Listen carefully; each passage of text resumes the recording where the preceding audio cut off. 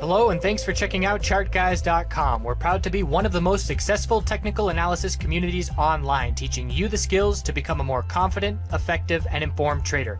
Join our community of hundreds of analysts worldwide working together to learn the charts, generate profit, and achieve financial independence. For access to daily live chart analysis and market coverage, a thriving chat community, along with dozens of hours of exclusive educational materials. We look forward to seeing you. Let's check out some charts. Hey everyone, checking in on the Canadian MJ space. We'll do the US MJ space tomorrow. But first things first, we'll do a brief little overview and then we'll go into the individual names and do the usual rundown. What's going on? Why is everything dumping? There's a lot of red. There's fear, uncertainty, doubt. That's what we call FUD. It's getting pretty extreme. So this is one of our cycles that we're used to if we've been in this space for more than a year or two.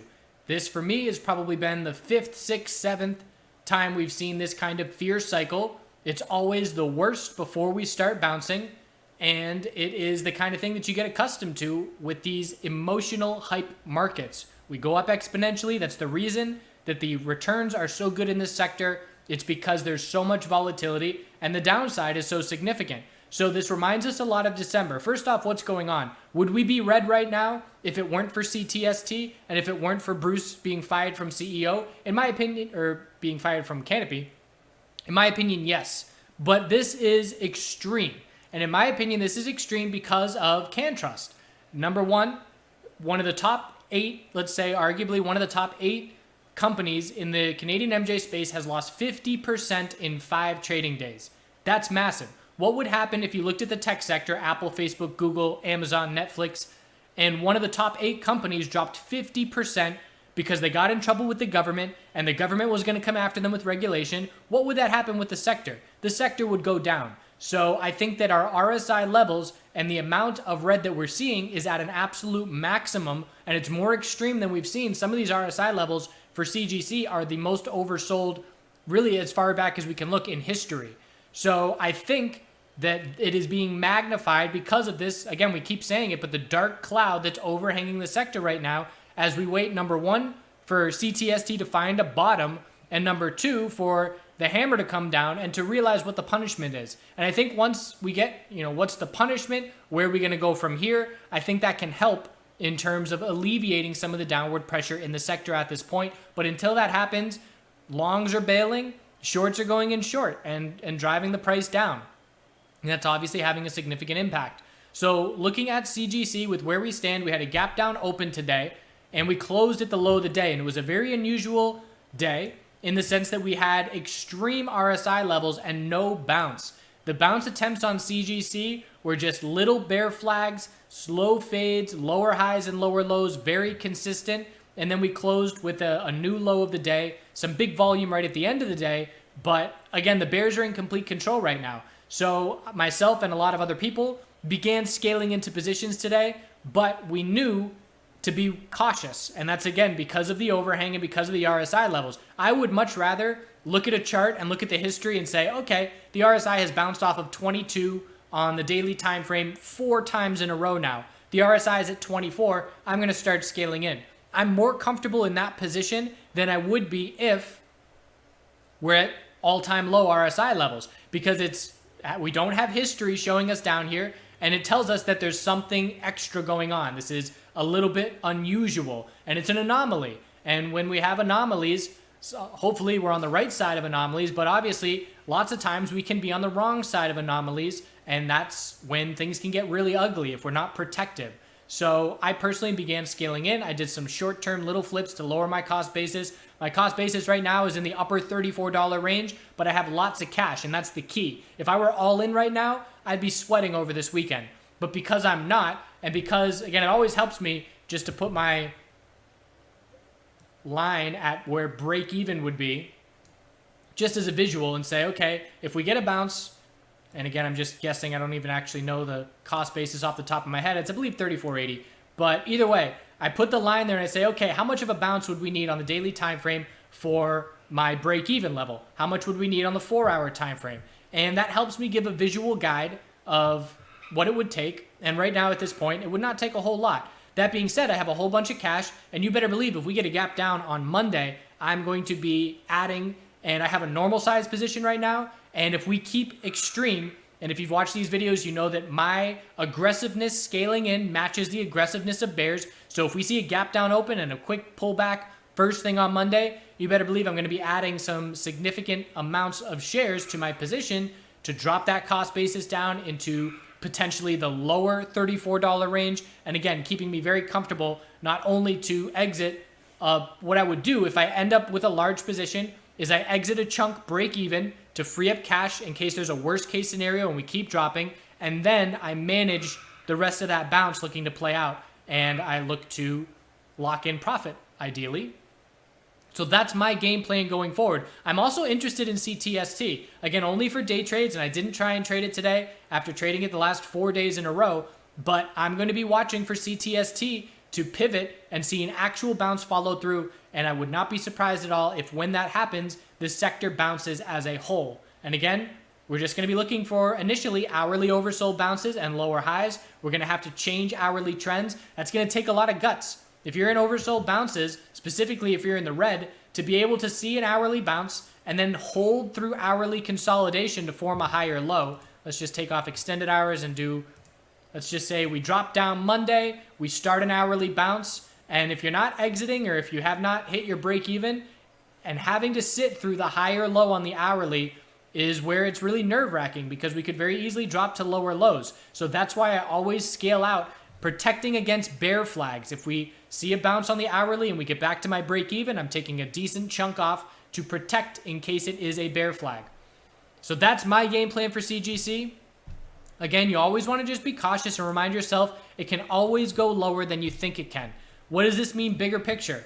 Weekly time frame. Of course, another factor we're dumping so hard is we don't have any supports. After 39.66, we had 38.38, and now we're getting a lot of follow through. Let's look at the bigger picture on the monthly time frame. I do expect to stay within a tightening range and see the December lows hold at least initially and see some more bounce follow through from those levels as we head into the fall. But that's the most important level for me, 25.26.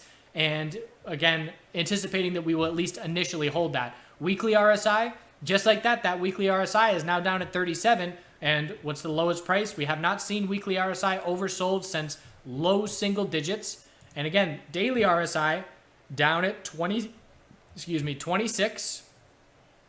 Some of the most oversold it's been. We have been down here before, but it's been a very long time. So we have to be extra cautious and we have to be watching for the kind of climax where we see a push down, potentially, if that happens on Monday. And then we have to see the V-shaped recovery because you have to anticipate that we need to put pressure on shorts in order for shorts to cover. And when you see a 15-minute trend like this, where was the pressure for shorts? Put yourself in the other position. Imagine you're a short looking at this chart. Is there any point where you're worried about your position or want to lock in your profit because it looks like a bounce is getting going? The answer is no. There's a bear flag on the 15-minute, a bear flag on the 15-minute, a tightening range. We broke bullish by 5 cents and saw no follow through. There was no reason to cover today. So if we're going to see shorts having to cover, it's going to have to be, again, if we get to lower lows, that V-shaped recovery, what we would want to see. I'll go get my ideal scenario. Monday, gap down open, quick flush, under 34, drop to 33.50. I load up, I nail the bottom to the penny, and then we see a V-shaped recovery and a new high of the day back to the gap fill. And not only that, we see a higher low, and then we break 34.69. That's the highest price we saw from all afternoon. So if we do that, anybody that enters short on Monday, which would be very high risk, they're obviously underwater. And anybody that entered short on today, afternoon, would be underwater as well. So again, that would be my ideal scenario for getting the actual bounce going. And on every bounce, we're going to be cautious of just an hourly lower high because when that hourly RSI cools off, we can drop lower. We have to see the higher low and higher high follow through. So there's a lot of beat up names. My focus is on CGC as the sector leader. And because it's a lot more beat up than most names, there are some other names like VFF that are just as beat up. And I'm just realizing I don't have VFF and T-God on my list here. So we'll add those real quick. But it is going to be an interesting start to next week. Cron. So Cron dropping down. We knew it was just a lower high on the bounce. The bulls didn't prove anything to us. We broke 1483. We looked to the gap fill 1445, that has filled, and now it's all about 1351, the low, because if that level breaks, that monthly higher low attempt got no follow through, and we're heading back down to lower lows. So that's a key support level approaching. That's a difference with CGC because we don't have that support in terms of a clear support level approaching. It's currently about 4 to 5% from where we stand to get to that level. So it could potentially be in play next week. And again, any bounce, we can look at today's action. We've got clear resistance, 1430 and 1455 are the most important short-term levels. We need to clear the lower highs from today's trading action on Monday if we're going to see any kind of notable bounce follow through. ACB, dump, big bear volume, close at the low. And again, this is the kind of move where we get people questioning their thesis, questioning their long-term positions, cutting their bag, selling at a loss. That's the actual capitulation of when everybody who's going to sell has sold. That's when the bounce gets going, as the only thing that's left is dip buyers and shorts that have to cover. So again, we're not there yet. The close at the low of the day tells us that, but that's something we're looking for in the short term. And when we bounce, we're just going to look for daily lower highs. So don't lose sight of that fact as well. You can position yourself to put a stop at break even if we get some solid bounce follow through, but your game plan is either taking profit into the bounce for a daily lower high or setting your stop at break even and hoping to nail the miraculous summer bottom. But I personally will be locking in profit myself, ideally.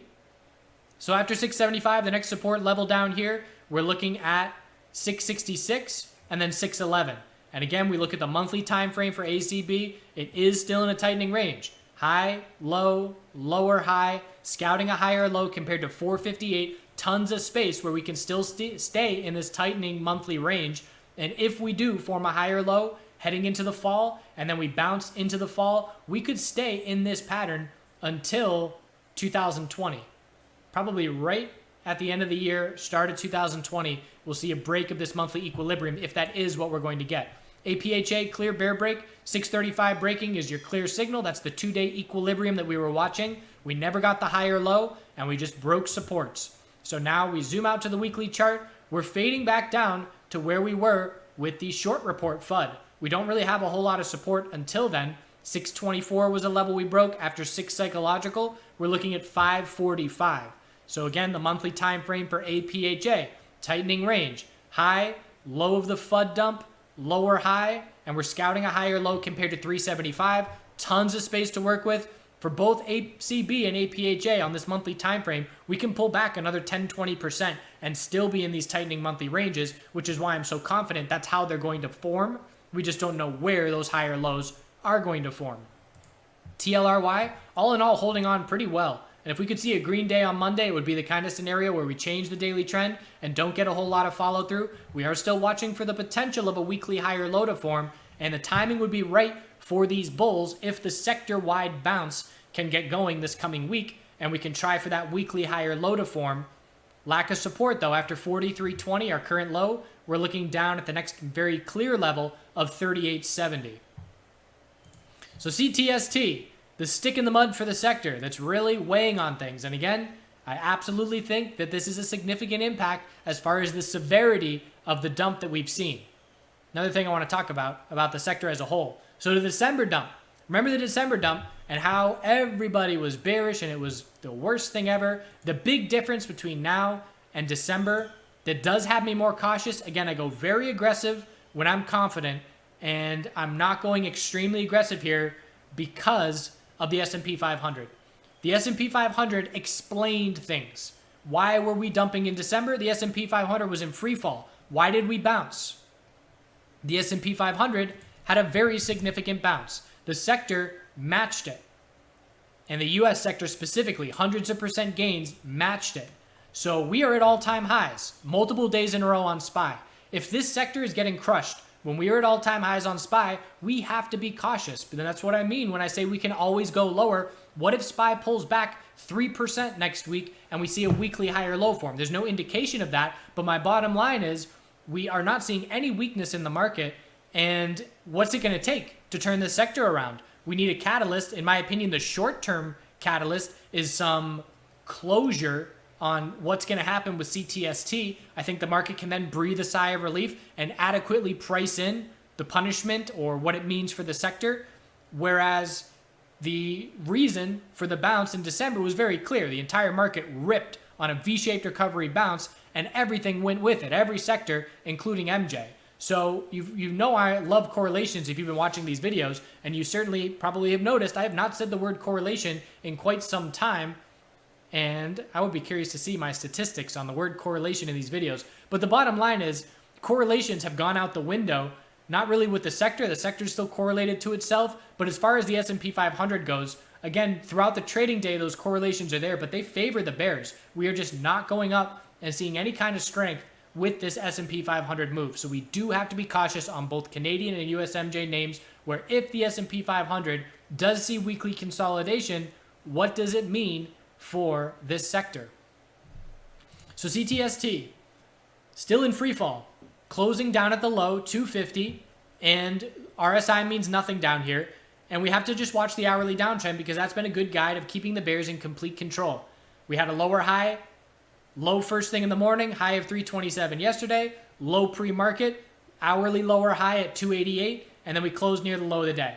So 250 is support, then 240, 230, just psychological levels, and anything under 288 is just an hourly lower high. Change this hourly trend on CTST, it will be notable for me, and I bet we see bounces follow through in the sector when CTST changes that hourly trend. OGI. I left this drawing up because I drew this a couple days ago or a couple weeks ago on this chart, probably days ago. Actually, it was after that big green day happened. And we said, yep, big green day, but we have to be cautious of this right shoulder for the head and shoulders pattern. And we ended up following through and breaking our support of 602. And we are back to the bears being in complete control. Huge fake out, big bear volume. Again, the volume pointing it out in the past few videos, how it's been standing out. How about today? Certainly standing out even more. So now we're looking down at 577. Then we're looking down at 538 as the next level. Again, another extreme name, but the daily RSI is not oversold. When we bounce, hourly trend change needed. Then we zoom out and watch the 4-hour and the daily chart, and we anticipate daily and 4-hour lower highs to form. Hexo dropped down to lower lows, clearly breaking $5. The downtrend and the exponential resistance keeping the bears in complete control. And now we're looking down at the next support level. 498 broke, so we're looking at 491. That broke, lack of support. So monthly time frame still in a higher low pattern. We're looking for a higher low compared to 302. Just another name added to the list where there's a ton of space where that monthly higher low can form. OGI, same thing.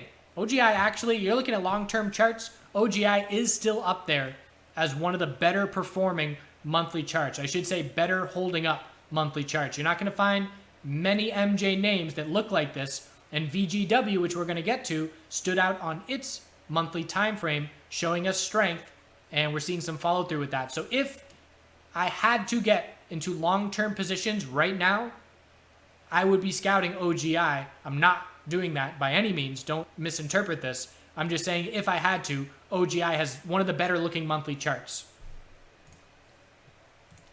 So now let's look at VFF. VFF is falling apart. Remember that exponential run that we saw? And we're giving it back. Not all of it, of course, but the lack of support after we broke bearish. We were watching the 2-week equilibrium. We were watching both VFF and APHA in equilibriums, and we broke to lower lows. The bear break of 1312, we blew right through it. And again, we're looking for a monthly higher low to form, just like so many names in this sector, but there's no indication that it's formed yet. So the daily RSI is oversold, 4-hour RSI is crushed down in the teens, hourly RSI cooled off a tiny bit, but still that's down in the teens as well. So anything under 1242 is just a lower high. Whatever individual name you're looking at, next week you're watching the clear 15-minute lower highs that developed on these individual names. They have to break. And the next support level from here, 1189, 11 psychological, and there's just no clear support levels. 1022. 1189, 11, and 1022. That shows you the lack of space of support levels, between support levels. T-God. So T-God dropping to lower lows, certainly faring. Actually, I take that back. Not yet. 309 double bottom, but on the verge of breaking it. Faring a lot better than everybody else in the sector, but it is a weekly bear flag. Just a weak little bounce with no follow through. Looking at 3 psychological as the next level, and then down to 277 if it were to break. And it was a daily trend change, which with no follow through, which means zoom out and look for the potential of a flag. And we've certainly seen a lot of that in this sector at this point. VGW, looking at the US name, tightening range. So we can look at the Canadian name because the 3 days of data are what are most important heading into this coming week because it's an equilibrium. Low, high, higher, low. Low, high, higher, low. And we're scouting a lower high compared to 457. Patiently waiting. I would expect that lower high to form sooner rather than later, probably in the 430s, if the bulls can get up to that level. But watch for this tightening pattern to break probably Tuesday. Actually, it could be, if we see a green Monday, probably Thursday, we would get a break. But bottom line is we'll just check it every day and see it tighten up and see where we go from there. Earnings are going to dictate how we break. Those are Monday after hours, I believe. If it's a bull reaction to earnings, we're watching 457. If it's a bear reaction, we're watching 395. Extraction plays. Penny stocks. The penny stocks and the low cap names are getting absolutely crushed in this space. If investors are leaving the major big bullish names with big market caps and traders are, traders are sparse for the summer, these names just, it's not where you want to be.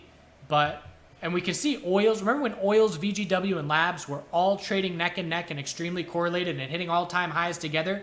Now we look at the very clear, distinct difference. VGW, let's look at the monthly time frame on the US ticker where we have data for it. Monthly bull flag, trying to confirm, and if we can't do it, and if we break that hourly pattern bearish, then we'll have a high, low, lower high, and we'll look for the tightening range as we head into the fall. Honestly, the closer we get to the fall, the better the odds of bulls in extraction plays, in my opinion. And this should be a top watch heading into the fall in the MJ space. I would expect all-time highs.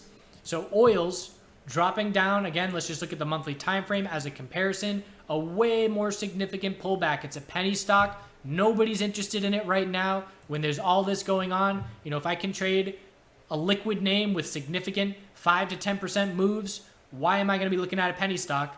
I'm not, is the answer. So we're looking now down on the daily time frame at just a lack of any support. And if we break 30 cents, we are in black dirt breakdown as far as I'm concerned, with nothing as far as support goes. Labs, similar, dropping to lower lows, a little bit, holding up a little bit better.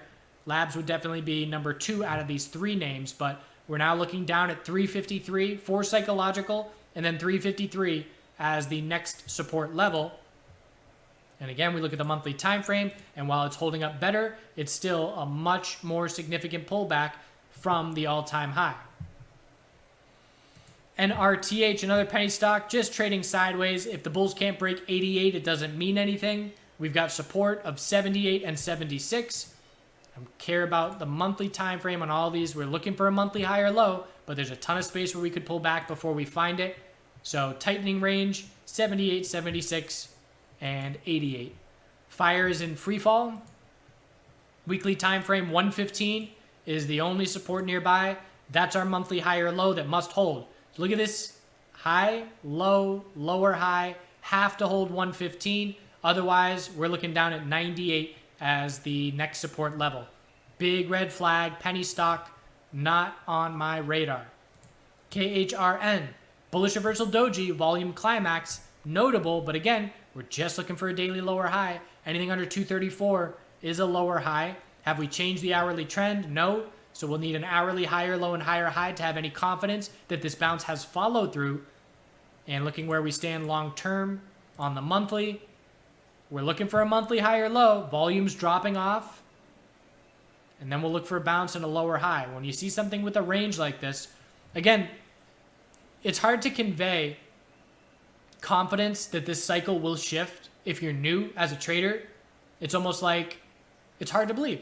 And it's the kind of thing where I look at this chart and I look at my past experience knowing how these cycles work, and it is just telling me that monthly higher lows are likely to form, and when they do, the bounces, I mean, if you told me that I had to determine what this chart is going to look like, I would say it's going to look something like that as we head into the fall. And that bounce from that low to where we get could potentially be, a solid, again, this is all just hypothetical guesses, but I would expect it to be something along the lines of 50% plus. So there will be significant opportunity. Just when maximum fear hits, we looked at all the comparisons in the cryptocurrency world. Let's just do it real quick. It was absolute despair. Everybody was just, people that lived through it for their first time, it was brutal to watch. But we pulled back 83%, and then as soon as momentum shifts and as soon as we change that weekly trend, we made a 350% bull move. Some coins went 900%. So obviously that's a different example, but the cycle and the emotion is not different. That is the same, and the turnaround is like that.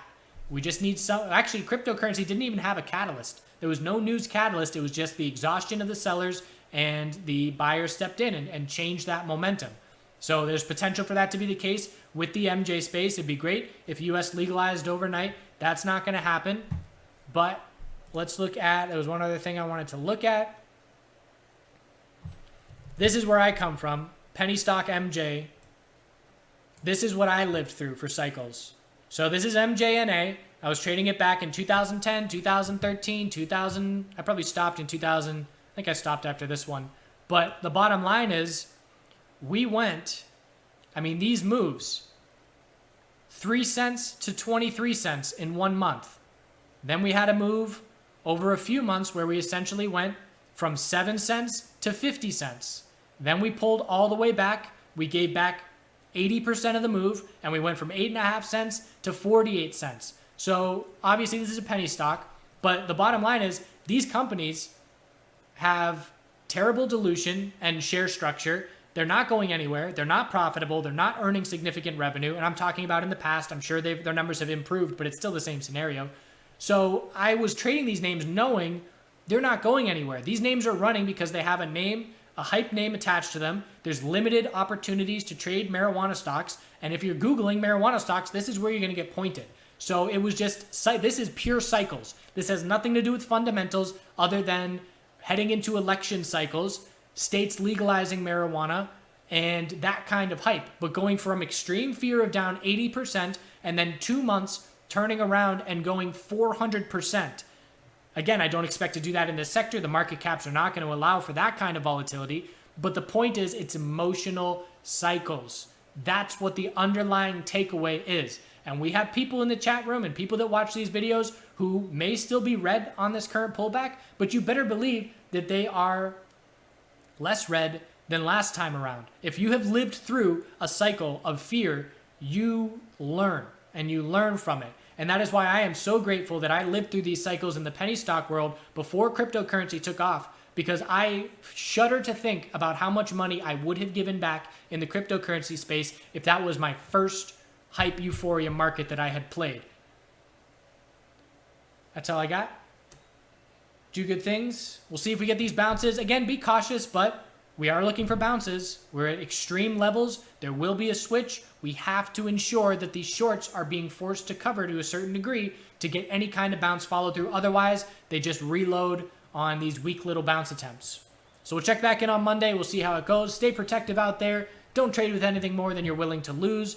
That sick feeling in your stomach will pass. There's more important things out there in life. And have a good weekend.